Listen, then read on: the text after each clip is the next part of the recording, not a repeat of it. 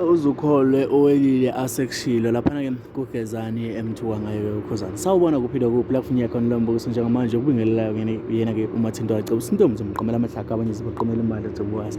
Ngabe usuku lakho lokuqala la ngicela ukuthi wenze kulungile upress laphana ke u-subscribe button kanye no-share no-comment section laphana ke ubeka khona uvo lakho. Ngengane zakwethu uWelile ke usekhwele wadilika ngesenzo sikaKhuzani lapha khona ke abeyonikela khona ngama nicknames. Kulezi ngane ahambe izalo usho njalo ke uWelile umntaka Mchunu. Ngaphandle kokuchithela isikhathi ake ngikulalelise ke ukuthi uWelile Mchunu usethi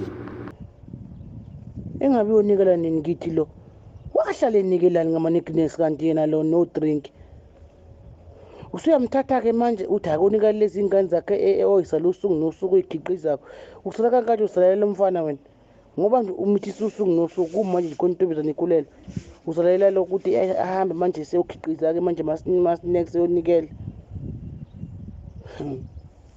ngale khava yesidinje umenzele yona sefuna manje isithutha sakho.